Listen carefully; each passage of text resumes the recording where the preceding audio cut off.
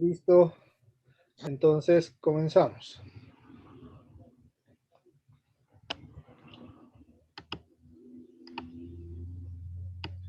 Ya, vamos a hablar hoy día de la semiología obstétrica.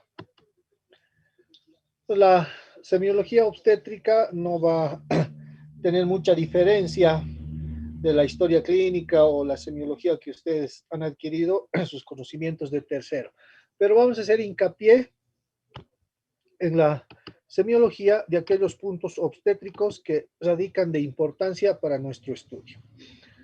Bueno, es importante que durante el interrogatorio nosotros podamos establecer una relación médico-paciente de manera empática para que ésta pueda, con libertad, mencionar todos los signos, síntomas y molestias que presenta, siempre precautelando el pudor femenino y el respeto mutuo, ¿no? Porque en muchas situaciones vamos a pedirle a la paciente que se descubra completamente para realizar el examen ginecológico.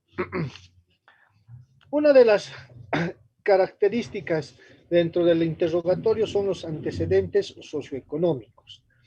Se asocia la economía puesto que una paciente que tiene bajos ingresos, a eso se suma que tiene un número considerable de hijos, y a esto se va a sumar más aún que la paciente tiene que trabajar. Entonces, este nivel socioeconómico educacional va a condicionar que la paciente no pueda asistir y realice sus controles prenatales de forma adecuada. Si lo hace, va a ser en forma discontinua, evitando muchas veces la asistencia al médico, incluso para la realización de una ecografía o de sus laboratorios. Esto precisamente por las responsabilidades que tiene como madre. En un estudio en la ciudad de La Paz por el doctor Aramayo, también la ocupación de las pacientes es importante, pero en nuestro entorno vamos a llamar el signo de pollera, puesto que se realizó esto en el Hospital de Clínicas de la ciudad de La Paz, donde se pudo evidenciar que las pacientes que tenían muy ajustada la pollera a nivel abdominal condicionaban una mala posición en el producto, que nosotros ya conocemos como situación transversa.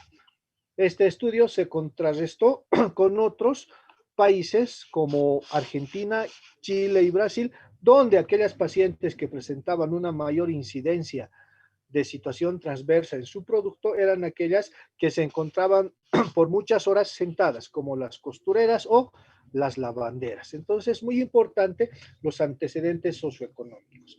Además, que nosotros a estos antecedentes socioeconómicos debemos sumar el grado de instrucción que tiene la paciente para poder adecuar nuestro lenguaje y poder adquirir aquellos datos que son importantes. Por ejemplo, la fecha de última menstruación.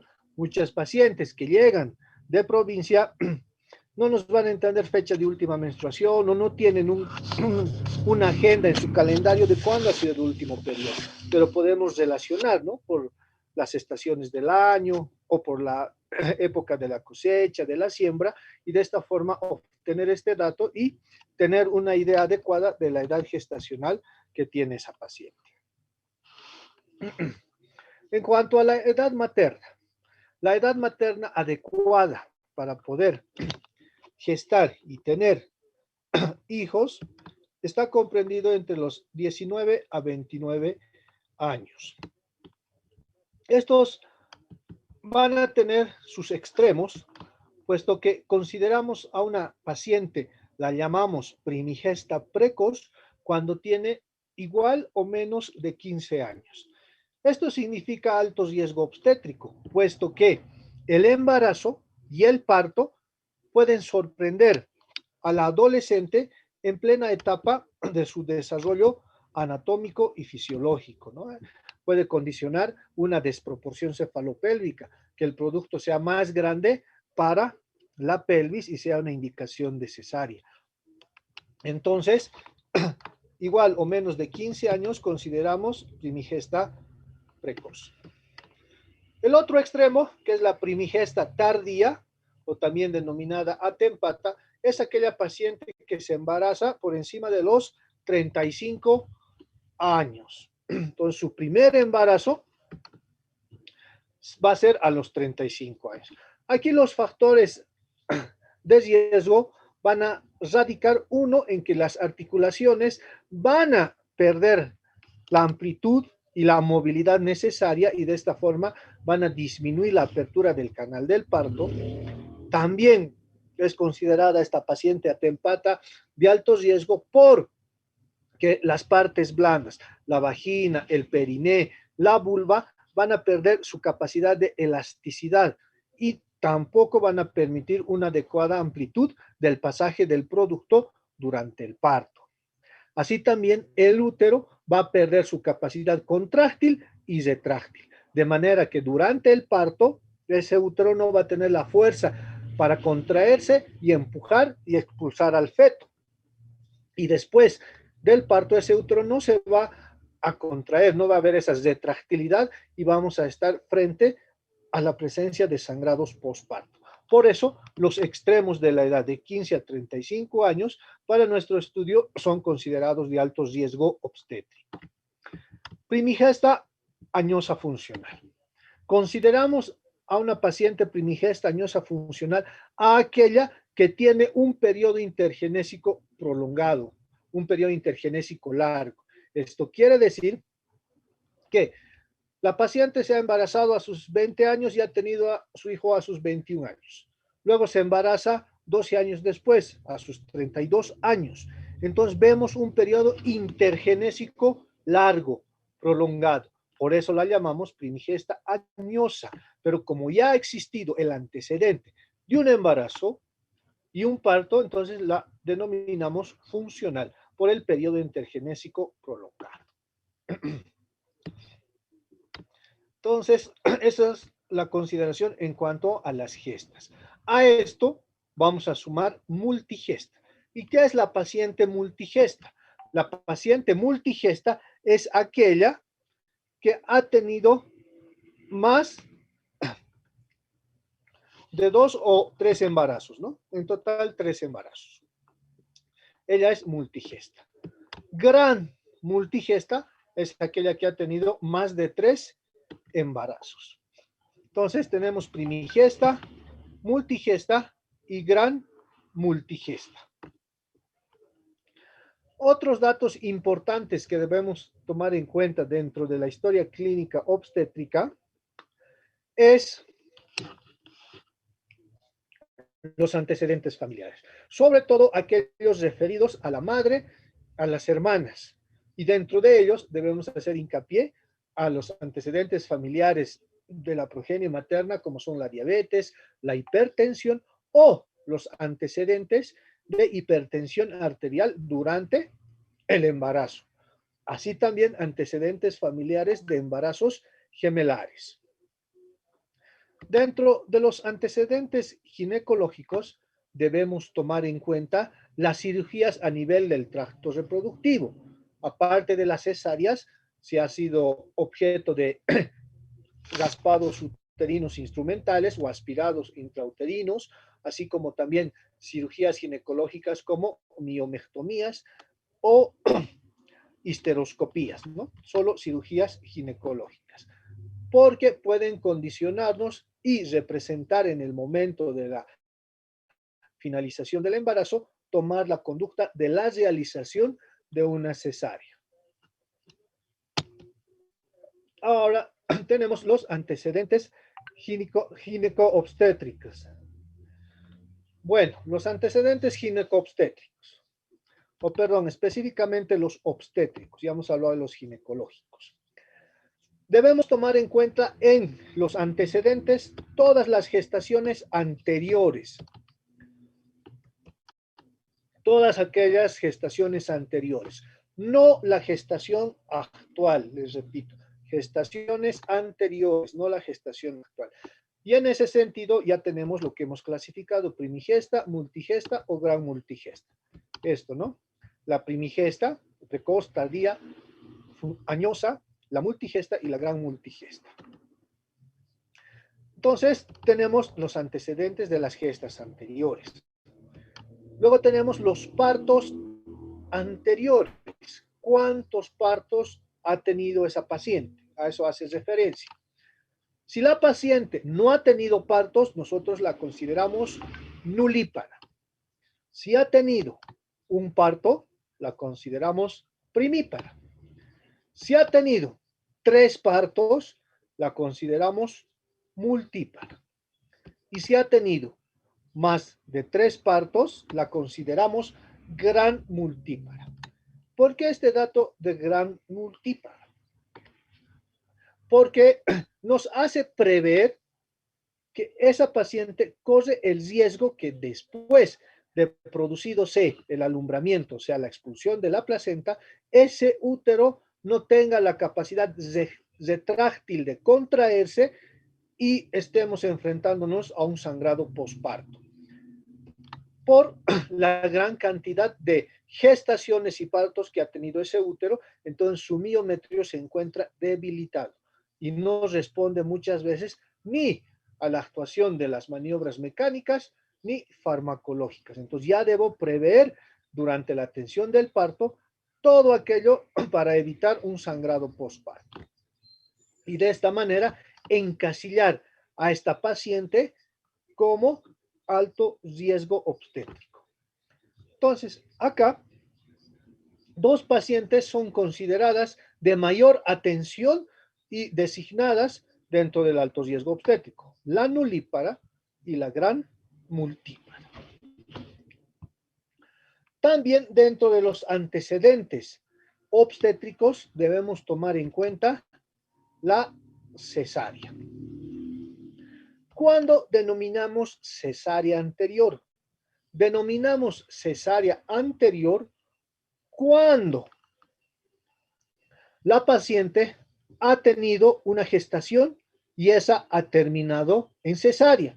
Luego ha tenido otra gestación y ha terminado en parto. Entonces, cesárea anterior antes del parto. Eso quiere decir, les repito, consideramos a la paciente con cesárea anterior a aquella que en su primera gestación ha concluido en cesárea.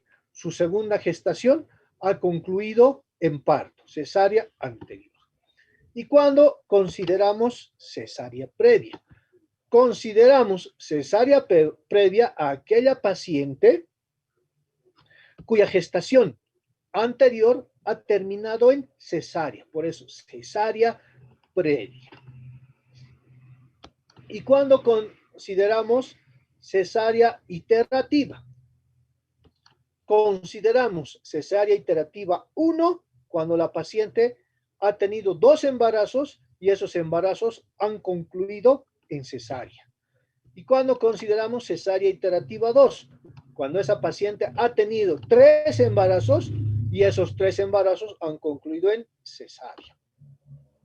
Y consideramos cesárea iterativa 3 cuando esa paciente ha tenido 4 embarazos y esos embarazos han concluido en cesárea. Ahora, intervalo intergenésico. Se refiere a la conclusión del embarazo, que puede haber sido parto o cesárea, o incluso aborto. ¿Y qué tiempo ha transcurrido de esa conclusión del embarazo? Para considerar un intervalo intergenésico corto, tienen que haber transcurrido 2 años. Y para considerar un periodo intergenésico prolongado, tienen que haber transcurrido 5 años. Entonces, si yo tengo una paciente cuyo embarazo ha sido menos de 2 años y actualmente está embarazada, yo la considero con un intervalo intergenésico corto, porque es menos de 2 años de su último embarazo. Y considero periodo intergenésico prolongado cuando han transcurrido más de 5 años de la conclusión de su anterior embarazo.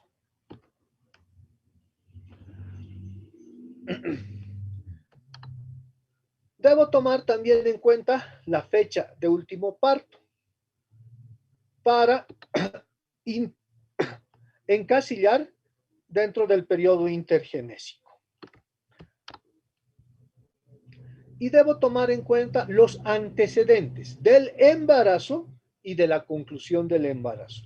Puede ser que durante sus otros embarazos esa paciente haya presentado hipertensión gestacional del embarazo y en este embarazo puede volver a repetirse. Puede ser que esta paciente haya tenido antecedentes de placenta previa. En este embarazo actual también puede presentar antecedentes de placenta previa. O puede ser que su embarazo haya concluido antes de los 9 meses. Entonces, también este embarazo tiene la probabilidad de que concluya antes de los 9 meses. Y los antecedentes de conclusión del parto. Puede ser que haya sido un parto de evolución rápida. Entonces, también tenemos la probabilidad de que este embarazo se evolucione de esta forma. O puede ser que en el momento del alumbramiento haya hecho retención placentaria o incluso haya presentado hemorragia uterina postparto.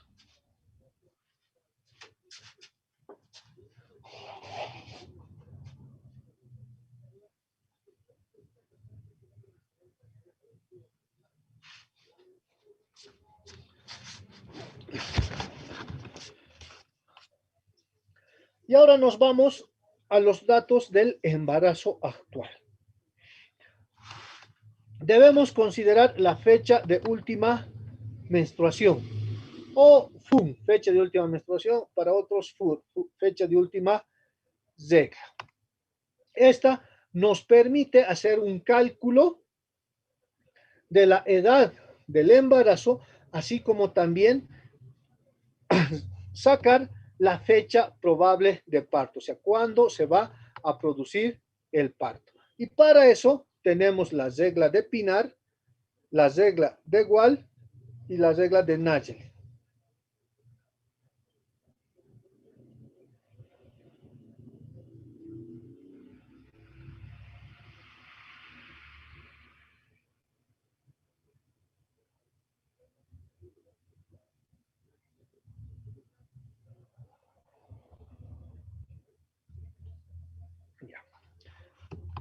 ¿Y qué dice la regla de Pinar? La regla de Pinar, al final vamos a hacer algunos ejemplos, pero la regla de Pinar dice que vamos a sumar 10 días al último día del sangrado menstrual y vamos a restar 3 meses. Entonces, la regla de Pinar dice que vamos a sumar 10 días al último día del sangrado menstrual y vamos a restar 3 meses. ¿Qué dice la regla de Wall? La regla de Wall dice que vamos a sumar 7 días al primer día del sangrado menstrual y vamos a restar 3 a los meses. Entonces, sumamos en la regla de Wall 7 días al primer día del sangrado y restamos 3 meses. La regla de Nageli dice que vamos a sumar 10 días al primer día del sangrado menstrual y vamos a restar 3 meses. Entonces, la regla de Nageli dice que vamos a sumar 10 días al primer día del sangrado menstrual y vamos a restar 3 meses. Al final vamos a hacer algunos ejemplos de las reglas y vamos a calcular la fecha probable de parto. Debemos en el embarazo actual ver si ha existido algún tipo de accidentes como caídas que pueden implicar golpes directos sobre el abdomen o golpes indirectos como caída de nalgas que pueden comprometer el estado de salud fetal y materno. Y las complicaciones que ha presentado la paciente durante su embarazo. En un inicio, desde las 4 semanas hasta las 18 semanas, va a haber un estado nauseoso que muchas veces llega al vómito y este es incoercible y dificulta la alimentación de la paciente. o puede ser que ya en el segundo o tercer trimestre pueda presentar hemorragias caracterizándose como un desprendimiento prematuro de placenta, una placenta previa o una hipertensión inducida del embarazo. Debo interrogar sobre las complicaciones que haya presentado en el embarazo actual, incluso si ha sido internada por una amenaza de parto prematuro a consecuencia de una infección del tracto urinario o una cervicovaginitis. Y debo interrogar sobre los signos de alarma. ¿Cuáles son los signos de alarma de una mujer embarazada? Hinchazón en manos y pies y cara, así como también aumento de más de 2 kilogramos en un mes, presencia de sangrado, presencia de líquido amniótico y contracciones dolorosas. Todos esos son los signos de alarma que la paciente puede referirme y yo debo encasillar a una de las patologías a las cuales corresponde. Y entramos al examen físico. Debemos tomar el peso, pero si tenemos el peso antes del embarazo, mejor.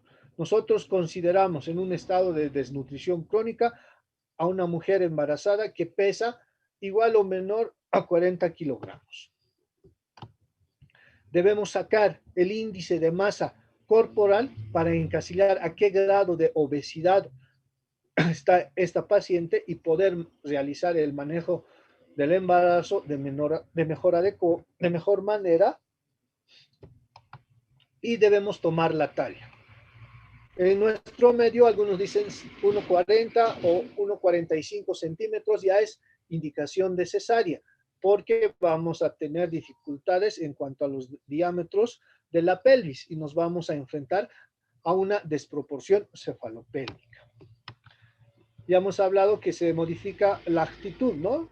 Hay una lordosis lumbosacra de compensación porque la paciente proyecta el tórax y la cabeza hacia adelante, empujando el abdomen hacia atrás, lo que hemos denominado orgullo de la mujer embarazada. Y la marcha se hace balanceada y lenta, ¿no? Como del pato, así como del palmípero. En cuanto a la presión arterial, se debe tomar en el brazo derecho, aunque no siempre, porque debemos comparar brazo derecho y brazo izquierdo para considerar si la paciente está en un estado de hipertensión arterial inducida por el embarazo. Siempre que tomamos la mujer a una embarazada debe estar en posición semipauler o sentada y debemos utilizar el cuarto ruido de Korokov para poder determinar la presión arterial diastólica. En la mujer embarazada no vamos a hacer tanto hincapié en la presión sistólica, pero sí en la presión diastólica, porque esta presión diastólica no es reactiva, sino va a ser consecuencia de algunas alteraciones que van a hacer que se eleve la presión arterial que vamos a mencionar en el segundo parcial. En la cabeza y en el cuello, ¿qué vamos a encontrar? Vamos a encontrar por la progesterona, por la presencia de esta, que va a producir vasodilatación. Entonces las mucosas van a estar hiperémicas. E incluso podemos encontrar epistaxis. Pero si estamos realizando el examen físico de una paciente y tenemos epistaxis, ojo, siempre tomamos la presión y descartar que esta no esté elevada. Podemos encontrar con frecuencia gingivitis, activación de las caries en todas las mujeres embarazadas. Vamos a poder observar que va a crecer el maxilar inferior.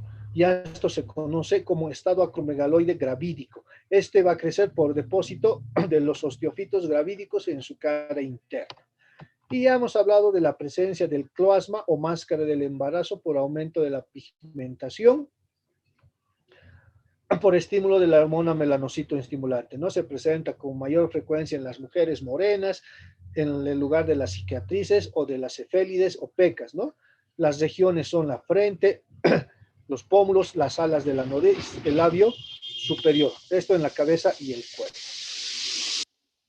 En el tórax, vamos a ver que también por estímulo tanto de los estrógenos, de la progesterona, pero sobre todo la prolactina, las glándulas mamarias van a aumentar de volumen y se van a volver voluminosas y turgentes.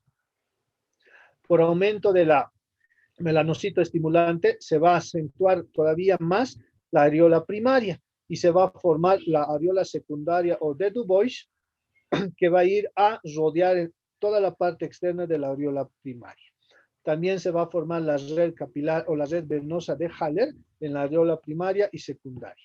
Y los tubérculos de Morgagni van a aumentar de volumen y van a cambiar de nombre y se van a denominar tubérculos de Montgomery. Todo esto ya habíamos hablado de modificaciones del embarazo.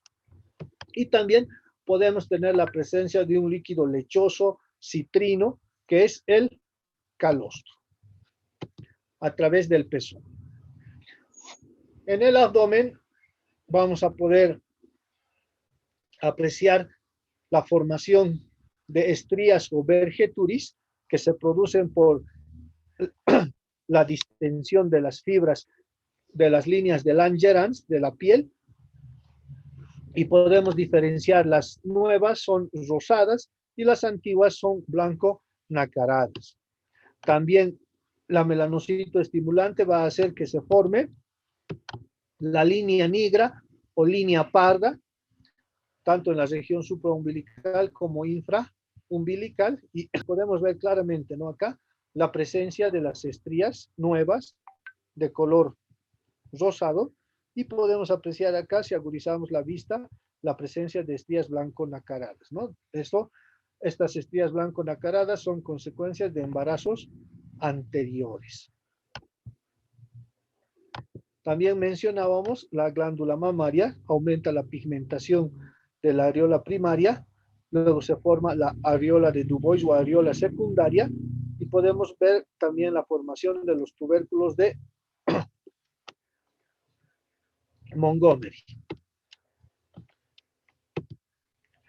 También, a medida que va aumentando la edad y el número de embarazos, los rectos abdominales van a perder la resistencia y vamos a tener diástasis de rectos que pueden predisponer a la presencia de hernias umbilicales. Diagnóstico.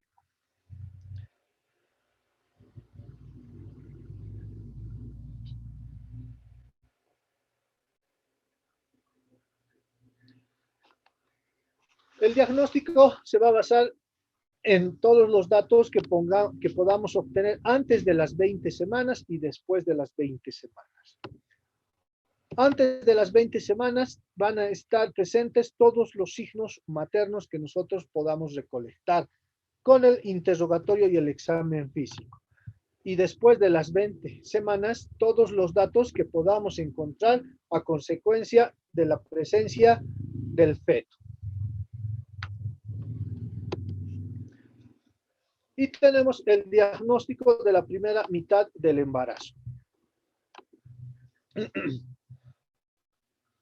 En el diagnóstico de la primera mitad del embarazo tenemos los signos y síntomas que se van a deber, primero, a la supresión de la ovulación. Ya no va a haber ovulación, ni tampoco va a haber menstruación. Y el ciclo menstrual va a ser reemplazado ahora por el ciclo gravídico. Y vamos a tener modificaciones generales que presenta la madre por la presencia del huevo, que se van a iniciar por la secreción de progesterona y por la presencia en el torrente de la madre de la hormona gonadotropina coriónica. Y todas las modificaciones locales que se presentan a consecuencia del desarrollo del huevo en el interior del útero.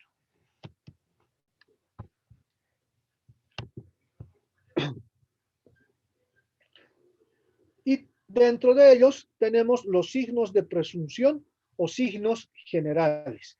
Estos signos de presunción o signos generales se van a presentar desde la cuarta semana del desarrollo hasta la semana número 18 del desarrollo, ¿no? De la cuarta a la semana 18 de embarazo. Y estos signos de presunción se van a caracterizar porque son síntomas neurovegetativos, como el aumento de la producción de saliva, cialorrea, presencia de náuseas, y vómitos. Esto ya hemos mencionado, es por la presencia de la hormona gonadotropina coriónica y es mucho más frecuente en las primigestas.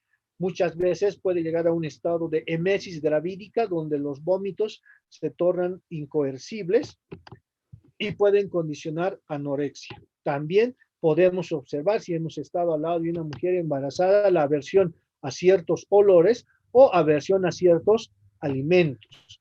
El paciente tiene estados de irritabilidad, estados de tristeza, o sea, tiene un humor variante, hay tendencia al sueño, fatiga, desgano y secreción de calostro.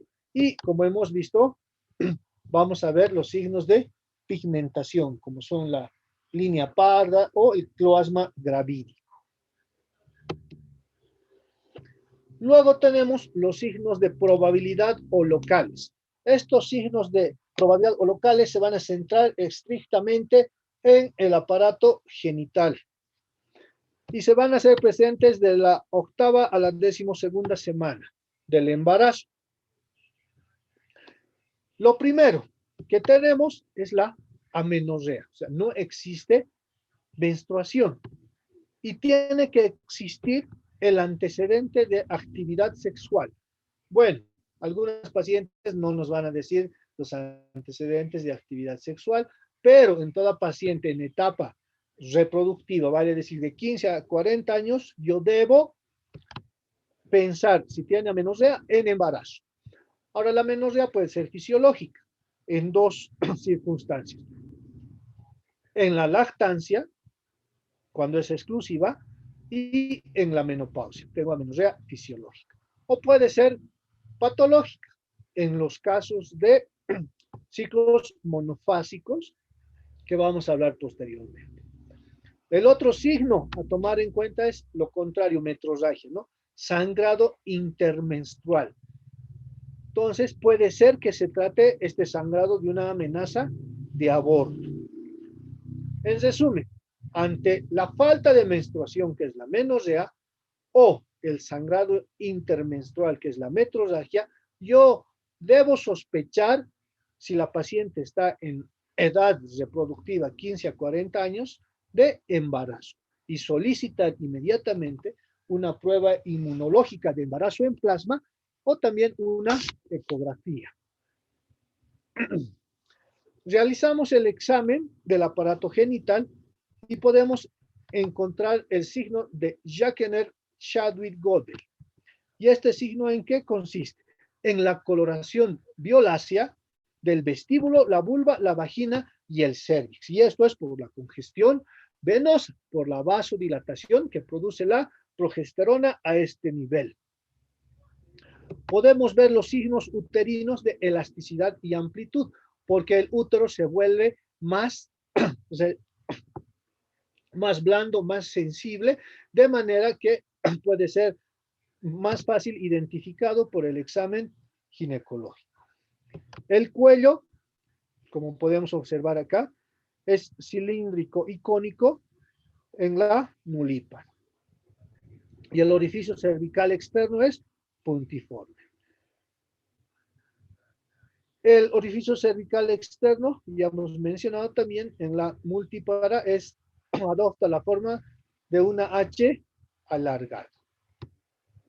Y el útero comienza a aumentar su volumen a partir de las 4 semanas del embarazo. Seguimos con los signos locales. ¿Cuándo ya se puede medir o tocar el fondo del útero? El fondo del útero se puede tocar por encima del borde superior del pubis entre las 12 y 13 semanas. Entonces, ¿cuándo puedo tocar el fondo uterino? A las 12, 13 semanas, que está a nivel del borde superior del pubis. Luego tenemos el signo de Piska-Keck, que aquí lo observamos. Esto es cuando el huevo se ha implantado en uno de los cuernos uterinos. Tenemos el signo de Noble-Buding, que consiste en lo siguiente: al realizar el tacto, cuando existe embarazo, yo puedo ver los fondos de saco laterales y percibir a través del dedo explorador que el útero con el cuello adopta la forma de la base de una copa de champán, ¿no? En eso consiste el signo de noble buti. Cuando no está embarazada, entonces no existe el signo de la copa de champán. El signo de Osiander consiste en palpar a través de la compresión abdominal en forma clara y directa la arteria uterina. Esto por la vasodilatación que presenta la misma. Y tenemos los signos de Hegar que vamos a describir a continuación. Aprovechando la imagen, aquí podemos ver la técnica para tomar la altura uterina, ¿no? Con una cinta métrica o una cinta obstétrica, desde el borde superior del pubis se entrelaza el otro extremo de la cinta entre el dedo índice y medio hasta el fondo uterino. Y voy a tener el tamaño del útero. Y esto me sirve para calcular también la edad gestacional. Otra forma de calcular el tamaño del útero es trazar una línea que parta del borde superior del pubis hasta el apéndice sifoides. Cuando tengo un fondo uterino entre la mitad de la línea que va del borde superior del pubis al ombligo, estoy en un embarazo de 18 semanas. Cuando el fondo uterino está a nivel del ombligo, estoy en un embarazo de 22 semanas. Cuando el fondo uterino está a la mitad de la línea que va del ombligo al apéndice sifoides, estoy en un embarazo de 30 semanas. Y cuando el fondo uterino está a nivel del apéndice sifoides o del reborde costal, estoy frente a un embarazo de 37 semanas. Ahora, cuando el embarazo llega a las 40 semanas, esta altura comienza a disminuir porque va a disminuir la producción de líquido amniótico. Tenemos los signos de consistencia, Hegar 1 y Hegar 2. Así también como el de Hopf-Safel. ¿En qué consiste el signo de Hegar 1? Consiste en que voy a hacer un tacto bimanual, uno a través del borde superior del pubis y otro a través de la cavidad vaginal. Voy a tomar entre mi dedo índice y medio el cuello del útero y voy a obtener el istmo. Y a través del istmo tengo que ver que la elasticidad del útero me permita sentir la sensación de los otros dedos que exploran por encima del borde superior del pubis. Signo de Hegar 2. Igual voy a realizar un tacto bimanual y voy a tratar de realizar o pellizcar la pared anterior del istmo y sentir con la mano que tacta por encima del borde superior del pubis este pellizcamiento de la pared anterior del istmo. Entonces son los signos de consistencia. Y el de Hopf-Safel consiste en ver la elasticidad que tiene el istmo tratando de llevar el útero a una posición de retroflexión. Bueno, estos exámenes son específicos para realizarlo durante el examen ginecológico, pero tienen que conocerlos. Tenemos las maniobras de Gauss y de Pinar. Aquí tenemos de Gauss las dos, que consisten en la mayor movilidad del cuello del útero. Cuando el cuello del útero se mueve con facilidad, como podemos apreciar acá, entre el dedo medio e índice, en todas las direcciones, es cuando el útero está grávido, está embarazado. la maniobra de Pinar consiste en realizar el tacto vaginal y a través, por encima del fondo de saco anterior, a través del istmo, poder tocar o sentir las partes fetales.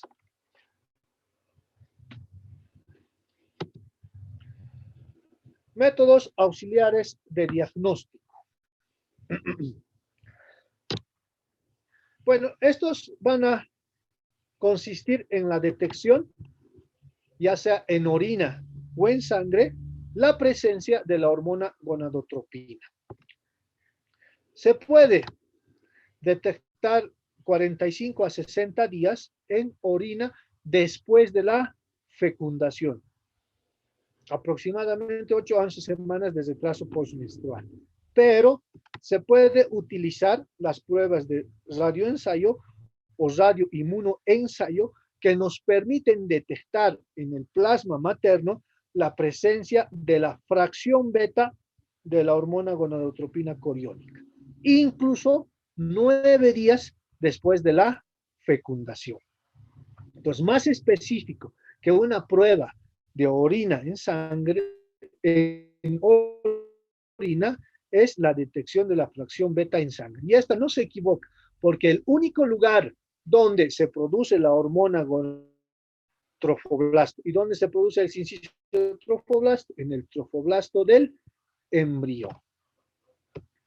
Antes se utilizaban inmunológicos, biológicos o la prueba de la aglutinación que han quedado en desecho por estas pruebas más específicas. Aquí tenemos un ejemplo de lo que era la reacción de la aglutinación para detectar la presencia o no de embarazo. Otro examen complementario y medio de diagnóstico es la ecografía transabdominal o transvaginal. Estas dos imágenes corresponden a una ecografía transvaginal. Aquí puedo ver el endometrio engrosado y en el interior puedo observar el saco gestacional. Entonces aquí ya puedo corroborar la presencia de embarazo. Aquí puedo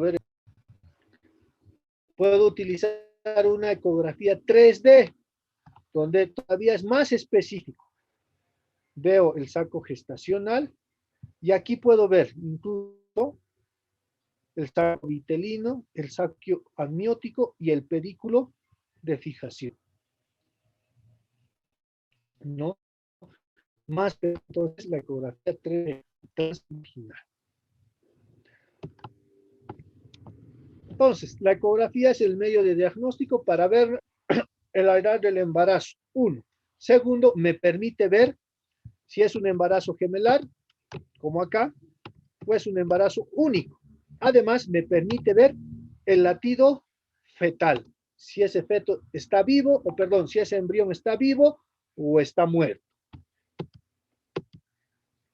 Entonces acá, aprovechando la imagen, igual ecografías abdominales o transvaginales, veo un saco coriónico, otro saco coriónico, ¿no? Y cada feto está en su cavidad. Igual acá, ¿no? Se ve claramente aquí la separación de los sacos coriónicos de ambos productos.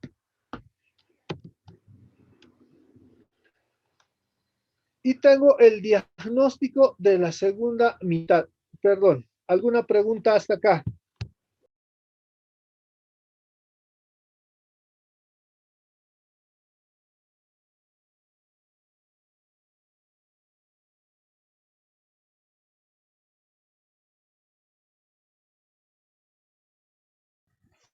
Doctor,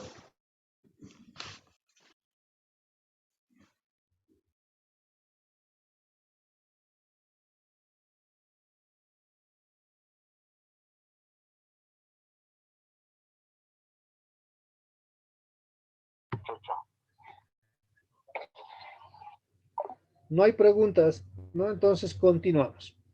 Tenemos los signos de certeza que se presentan después de la segunda mitad del embarazo. Estos signos van a ser percibidos por la madre y también por el médico durante la realización del examen obstétrico. Pero no tienen clases, ¿no? A las 2 o tienen clases. No, doctor. Hola, hola. ¿Cómo? No, no hay clase, doctor. Ah, ya, entonces continuamos. Ya, entonces, la percepción de los movimientos. Una mujer que está gestando, una primigesta, como ya conocemos, va a poder percibir los movimientos desde la semana 20. Pero una mujer que ya ha tenido 2, 3 o más gestaciones puede percibir incluso los movimientos fetales desde la semana 16, como una sensación de roce, un pequeño choque o golpe. La palpación abdominal nos permite ver el tamaño y la consistencia del útero, así como también si éste está desviado o existe la presencia de contracciones. Y a través de las maniobras de Leopold, que vamos a describir a continuación, vamos a poder ver la colocación fetal. ¿Qué es el peloteo abdominal o signo del témpano?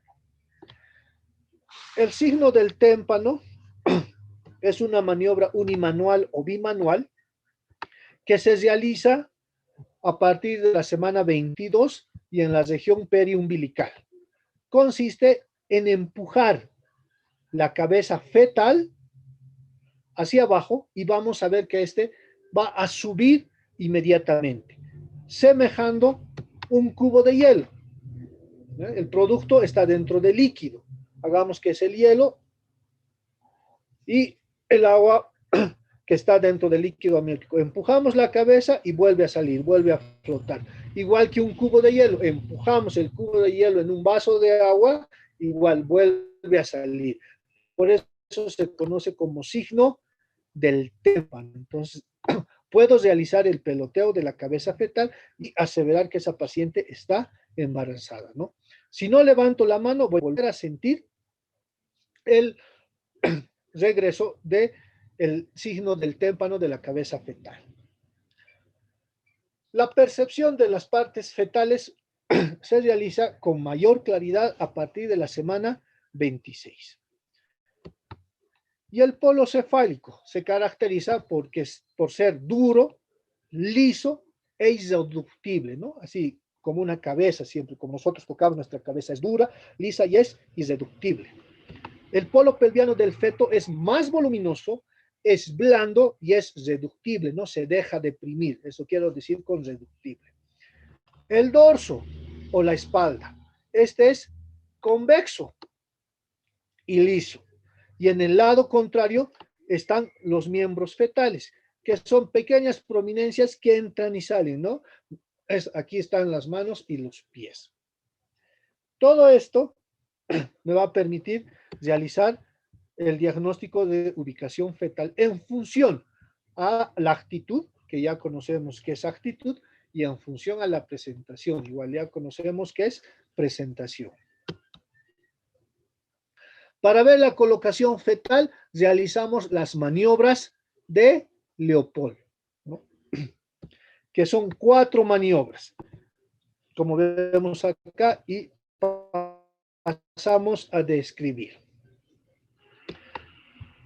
La primera maniobra. Nosotros nos colocamos viendo a la paciente y vamos a colocar el borde cubital de las manos, tanto derecha e izquierda, en el fondo del útero. Y vamos a poder ver a qué altura está el fondo del útero.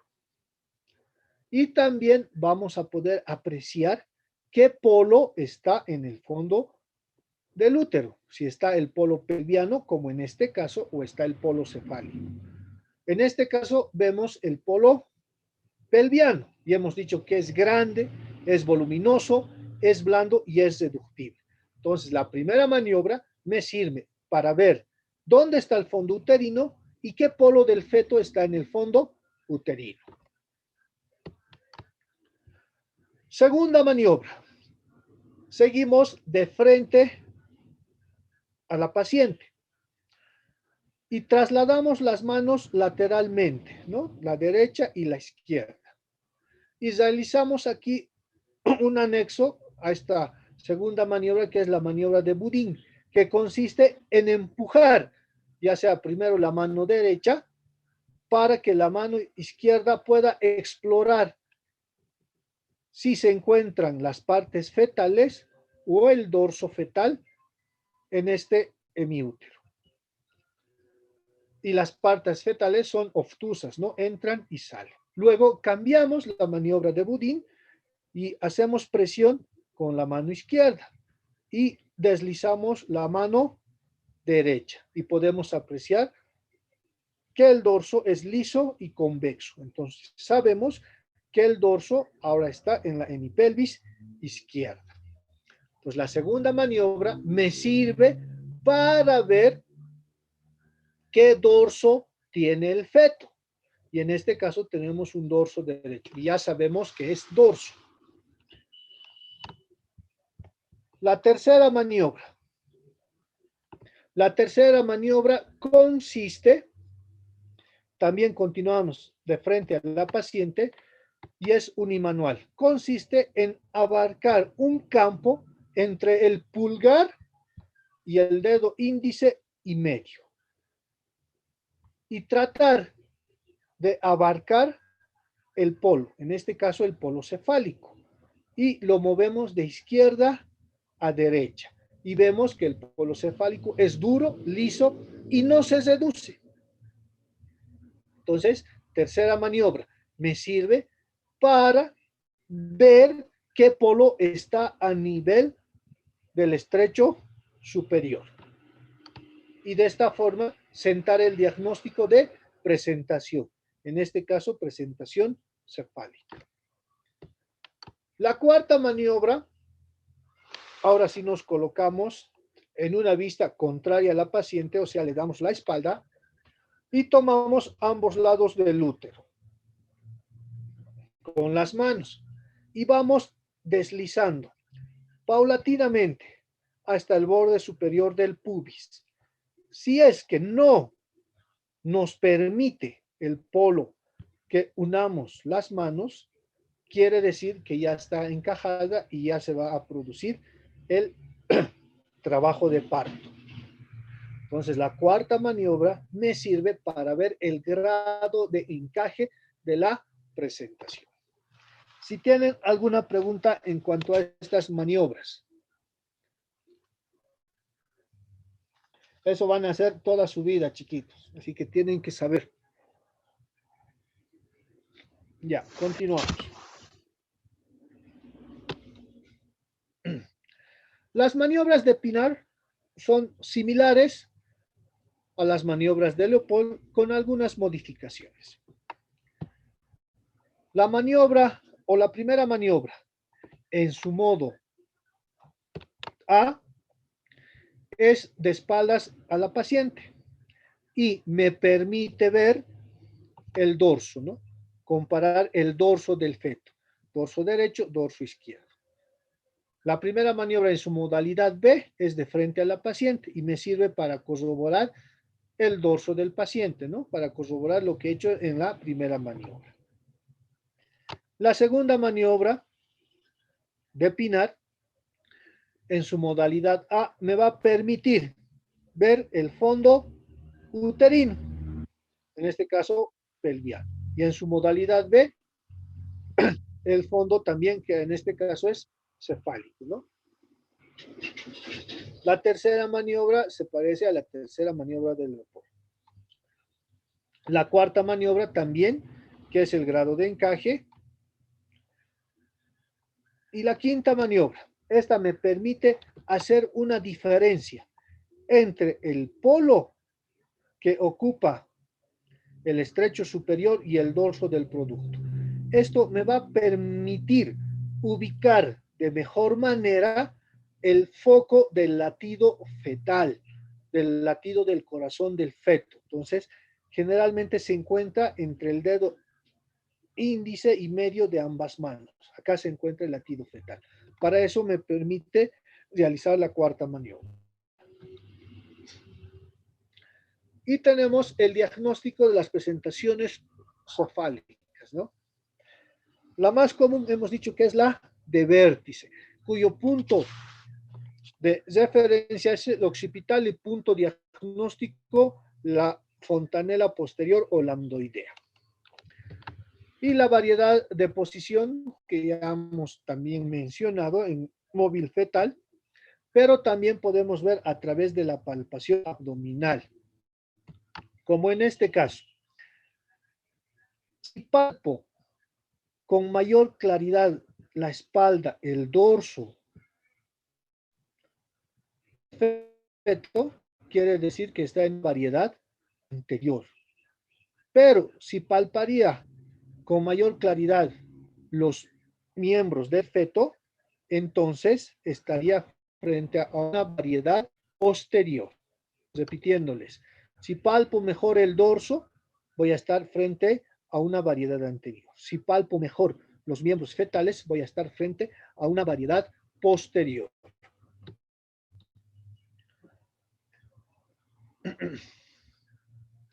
Diagnóstico de la presentación cefálica en la modalidad de cara y de frente. Esto vamos a especificar cuando hablemos de historias de presentación, pero en ambos se toca la nariz. La diferencia es el mentón que se toca en la presentación de cara. Además que vamos a tener el signo de golpe de hacha. Como podemos observar acá, esta es la presentación de frente y esta es la presentación de cara. Miren, en ambos se toca la nariz, pero la diferencia es tocar el mentón. A través de la palpación abdominal vamos a ir palpando el dorso y luego vamos a caer a un hueco formado por el occipital y la columna dorsal. Y miren, asemeja un golpe de hacha. Se llama signo de golpe de hacha de Tarnier. Entonces, aquí caemos como un golpe de hacha, de repente.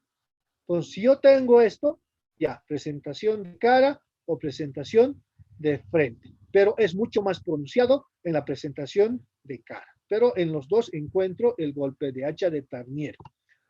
Otro signo que me permite hacer el diagnóstico de presentación de cara y de frente es que los latidos del corazón del feto se escuchan más intensos en ambas presentaciones, de cara y de frente, porque el pecho está en un contacto directo, útero y con la pared abdominal, como pueden apreciar en la imagen.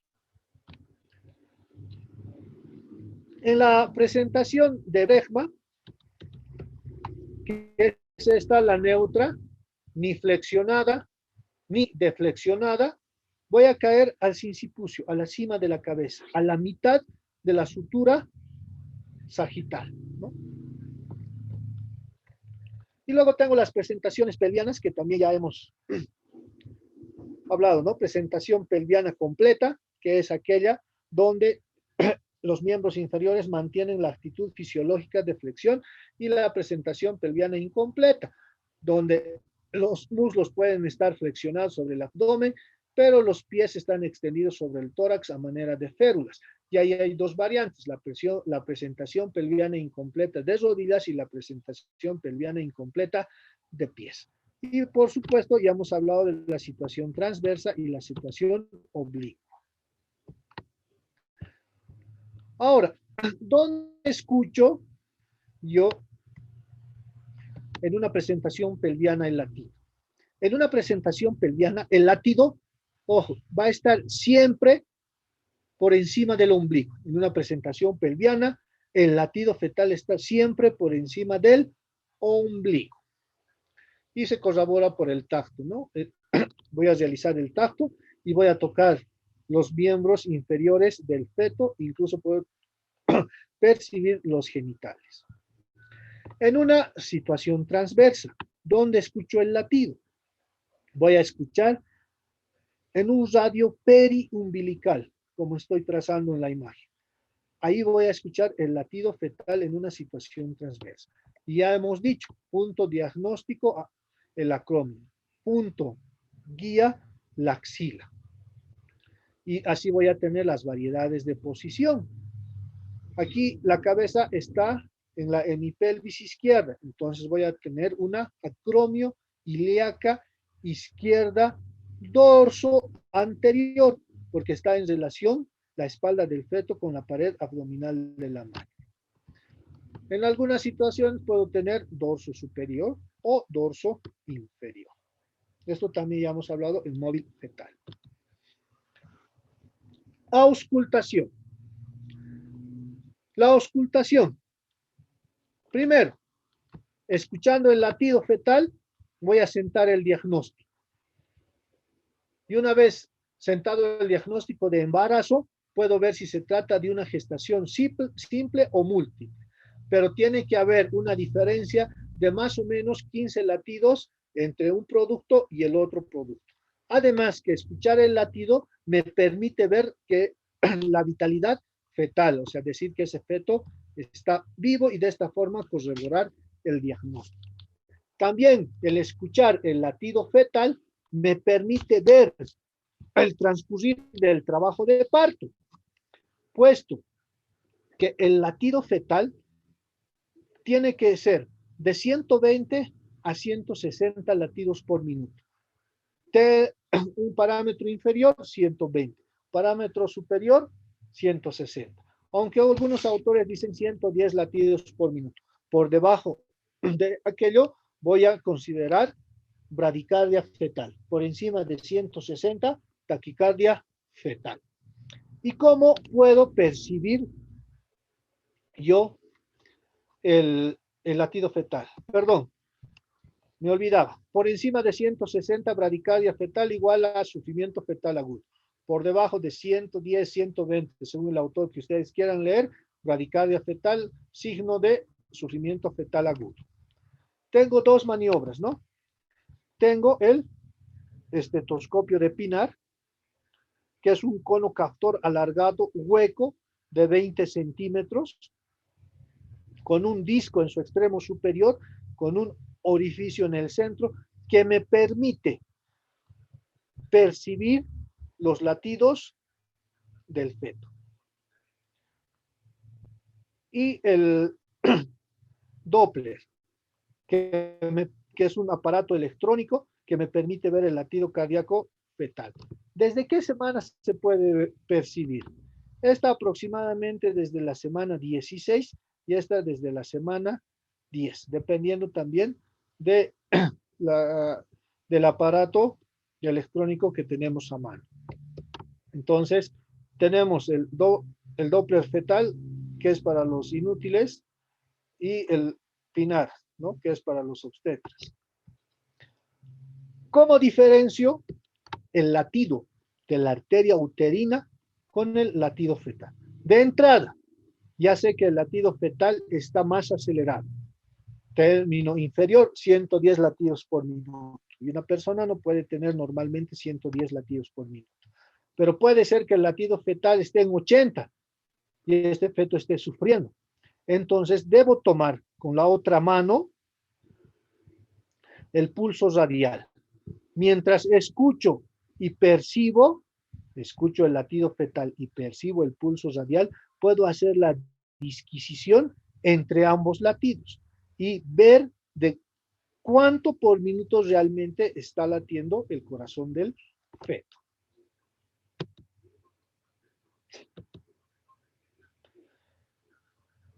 Fecha probable de parto. Bueno, lo que hablábamos al inicio, ¿no? Hemos dicho que al final vamos a hacer este ejercicio. Entonces, fecha de última menstruación o fecha de última regla. ¿Cuánto dura un embarazo? 280 días, 40 semanas o 9 meses solares o 10 meses lunares. Depende de la literatura que ustedes consulten. Desde el momento de la fecundación, ¿cuánto dura el embarazo? 266 días o 38 semanas. Y tenemos la regla de Pinar, que hemos dicho, sumamos 10 días al último día del sangrado menstrual. 10 días al último día del sangrado menstrual y restamos 3 meses. Entonces, si la fecha de última menstruación ha sido el 2 de mayo del 2020, su fecha probable de parto va a ser el 12 de febrero del 2021. La regla de Nagel dice que sumamos 7 al primer día del sangrado menstrual y restamos 3 meses. Entonces, al 20 sumamos 7, al 6 restamos 3. Y si su fecha de última menstruación ha sido el 20 de junio del 2020, su fecha probable de parto va a ser el 27 de marzo del 2021. La regla de igual, ¿qué dice? Que sumamos igual 10 días al primer día del sangrado menstrual y restamos 3 meses. Fecha de última menstruación, 7 de mayo, 15 de septiembre del 2020. La fecha probable de parto, el 25 de junio del 2020. Puede existir en el cálculo de la fecha probable de parto una variación de más o menos 14 días. ¿Qué quiere decir? Que puede adelantarse a esta fecha 14 días o puede retrasarse a esa fecha otros 14 días. Por eso, más o menos 14 días. ¿Alguna pregunta al respecto?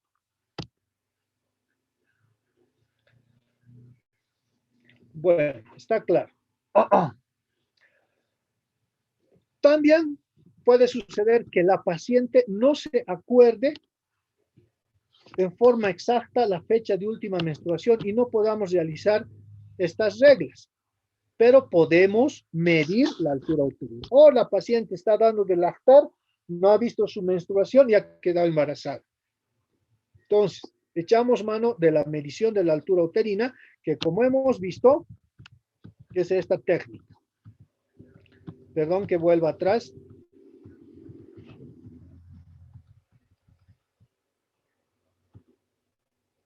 Esta técnica. Medimos la altura uterina. Voy a explicar para las 3 reglas. Tomamos, donde dice 1, el borde superior del pubis, y entre el dedo medio e índice extendemos hasta llegar al fondo uterino. Esa medida de la cinta métrica o obstétrica vamos a utilizar para calcular la edad del embarazo. Y para eso tenemos 3 reglas. La primera regla consiste en si la medida que obtenemos está a nivel del ombligo o debajo, vamos a sumar 4 centímetros. ¿Qué quiere decir esto? Tomamos el borde superior del pubis y medimos 10 centímetros. Está por debajo o a nivel del ombligo. Y sumamos una constante, que es 4. Entonces vamos a estar frente a un embarazo de 14 semanas. Continuamos con la primera regla. Si está encima del ombligo, se suma una constante de 7. Entonces realizamos la misma técnica. Medimos del borde superior del pubis y obtenemos 20 centímetros que están por encima del ombligo y sumamos la constante 7. Y en este caso estamos frente a un embarazo de 27 semanas. Eso dice la regla número 1. La regla número 2 dice, si seguimos la misma técnica y la altura es de 20 centímetros o menos, sumamos una constante de 5. Ejemplo, medimos y obtenemos 18 centímetros y sumamos la constante 5. Estamos frente a un embarazo de 23 semanas. Si la altura es mayor de 20 centímetros, sumamos 7 centímetros. Ejemplo, tomamos desde el borde superior del pubis y el fondo uterino mide 25 centímetros. Sumamos la constante 7 y estamos frente a un embarazo de 32 semanas. ¿Alguna pregunta sobre la regla 1 y 2?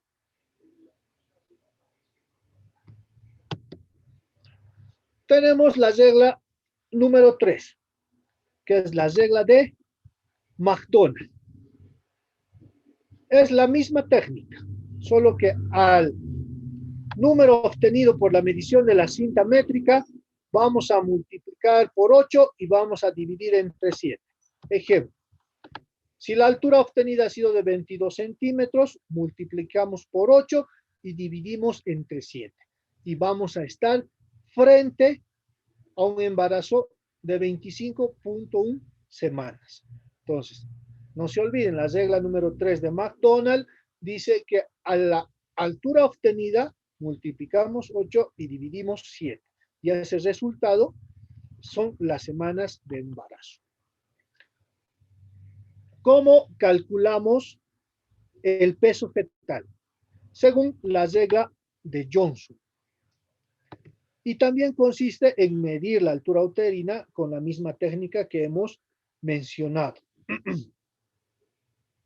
Pero aquí vamos a utilizar dos constantes. Vamos a restar 12 y vamos a multiplicar por 155. Mido la altura uterina del borde superior del pubis al fondo y obtengo 28 centímetros. Le resto 12 y es 16. Y este 16 lo multiplico por la constante 155. Y voy a estar frente a un producto con un peso de 2.480 gramos. Otro ejemplo, mido del borde superior del pubis al fondo uterino y obtengo 33 centímetros. Le resto la constante 12 y voy a tener 21. Este 21 multiplico por la constante 155 y voy a estar frente a un producto que pesa 3.255 gramos. Entonces, de esta forma puedo calcular el peso fetal clínicamente. Ya, y para terminar, tenemos la medición de la cavidad pelviana. Bueno, ya hemos hablado del estrecho superior, la excavación y el estrecho inferior. Todo esto va a corresponder a la pelvimetría interna. También podemos realizar la pelvigrafía, que viene de grafos, dibujo, ¿no? Que yo a través del tacto voy haciendo un reconocimiento anatómico de las estructuras que van a formar el estrecho superior, la excavación y el estrecho inferior. Y tengo también la pelvimetría externa.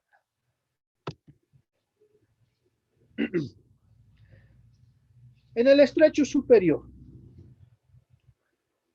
vamos a ver que predominan los diámetros transversos, pero hemos dicho que no son útiles para el canal del parto porque están ocupados por la inserción de los componentes musculares del diafragma pelviano y sus ligamentos. Ya hemos hablado también que forma un ángulo anterior y un ángulo o un arco posterior.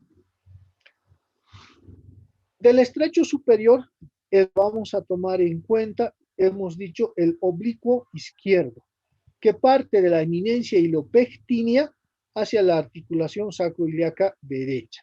Este mide medio centímetro más que el derecho, por eso radica la importancia, 12,5, para que la presentación pueda acomodarse en este oblicuo y de esta forma se pueda realizar el parto sin ninguna intercurrencia.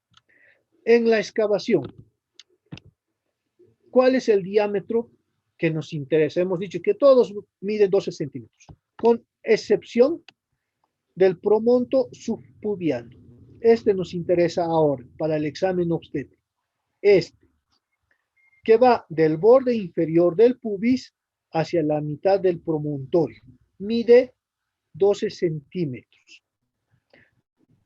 A este promonto subpubiano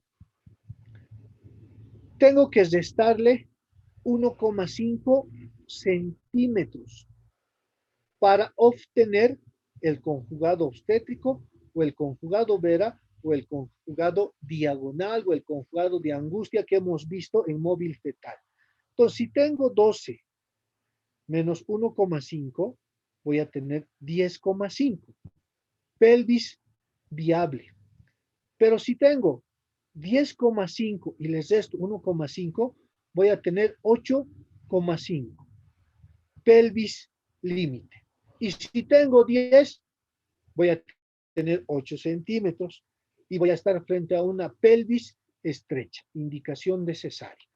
Entonces, yo realizo el tacto vaginal, como en esta forma, toco el borde inferior de la sínfisis del pubis y llego al promontorio.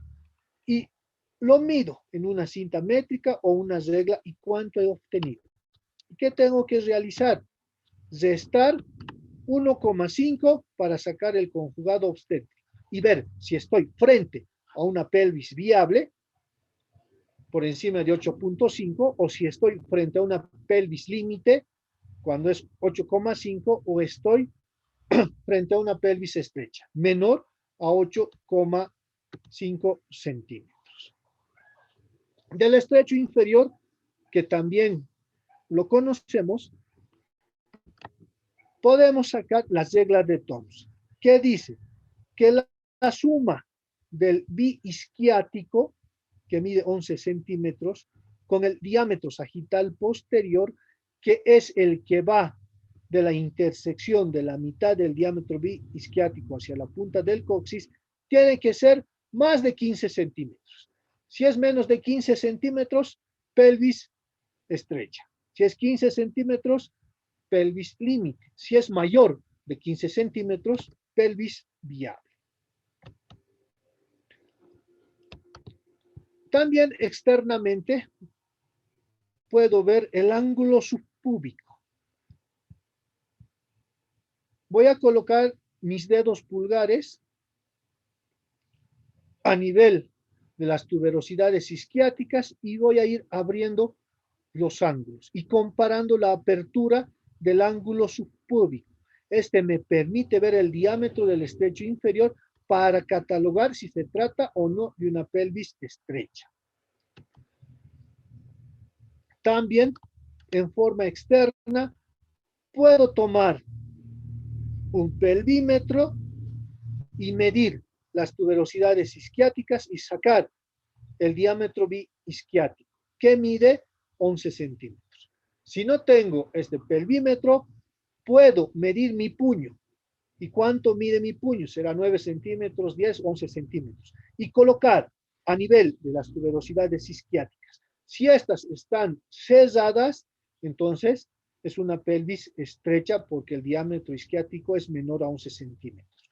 Pero por decirles, mi mano mide 11 centímetros y entra con facilidad entre las tuberosidades isquiáticas, esta pelvis es viable. Y así puedo ver la medición de la capacidad pelviana. Y tengo el compás obstétrico.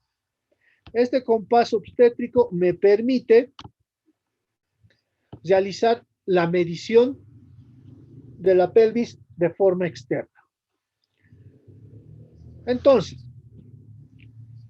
tengo un memotécnico. Todos miden o son múltiplos de 4. Voy a empezar por el bicrestil. Este compás obstétrico va de la espina ilíaca anterosuperior derecha al lado izquierdo. ¿Y cuánto mide? Normalmente 24 centímetros. Luego tengo el bicrestilio, que va de la cresta ilíaca derecha a la cresta ilíaca izquierda. ¿Cuánto mide? 28 centímetros, ¿no? 24, 28, múltiples de 4. Y tengo el bitrocánterio, que va del trocánter mayor derecho al trocánter mayor izquierdo. ¿Cómo puedo obtener el trocánter mayor? Le invito a la paciente a flexionar ligeramente el muslo, percibo el trocánter y le hago extender. Lo propio acá. Y voy a obtener el número normal, que es de 32. Entonces, 24, 28 y 32. Pelvimetría externa con el compás obstétrico de Baudelaire. Ahora, a través de esta medición con este pelvímetro o compás obstétrico, puedo sacar el diámetro de Baudelaire. Este diámetro de Baudelaire parte de la apófisis espinosa de la quinta lumbar hago pasar entre las piernas de la paciente y coloco el otro extremo por encima del borde superior del pubis. ¿Y cuánto mide el body lock? 20. Entonces tengo 20, 24, 28 y 30. Si resto a este diámetro de body lock, que es 20 centímetros, 8,5, voy a estar frente a 10,5, que va a ser una pelvis viable. Entonces, para sacar también el conjugado obstétrico, puede realizarse a través de la obtención del diámetro de body lock, que normalmente es 20 centímetros, y resto 8,5. Si tengo 18 menos 8,5, entonces voy a estar frente a una pelvis límite, y así sucesivamente hasta obtener una distancia de 8,5 pelvis límite menos de 8,5 pelvis estrecha. Y por último, tengo el subsacro subpubiano, ¿no? Que va del pubis a la punta del sacro, que normalmente mide 11 centímetros. Y para hacer el diagnóstico de las asimetrías de la pelvis, a veces nos vamos a enfrentar frente a una displasia, ya sea congénita o adquirida, a consecuencia de una anquilosis o de una fractura de cadera, vamos a tener asimetrías pelvianas que no nos van a permitir llevar a esa paciente al trabajo de parto. Para eso tengo que construir el rombo de Michaelis. Este es el rombo de Michaelis. Como límite superior va a ser la apófisis espinosa de la quinta lumbar, como límite inferior el inicio del surco interglúteo y como límites laterales voy a tener las fositas de Venus, que se obtiene invitando a la paciente a contraer los glúteos mayores. Y aquí tengo las dimensiones, ¿no? Laterales superiores 6,5, laterales inferiores 7,5, transversal 5 a cada lado, vertical superior 4,5, inferior 6,5. Estas son las medidas exactas del rombo de Michaelis. Les repito, para ver y hacer el diagnóstico de una pelvis asimétrica en displasias congénitas o adquiridas. Y bueno, ya hemos hablado de la pelvis blanda, cincha coxígea, plano superficial, plano profundo y la cincha coxígea. Si tienen alguna pregunta,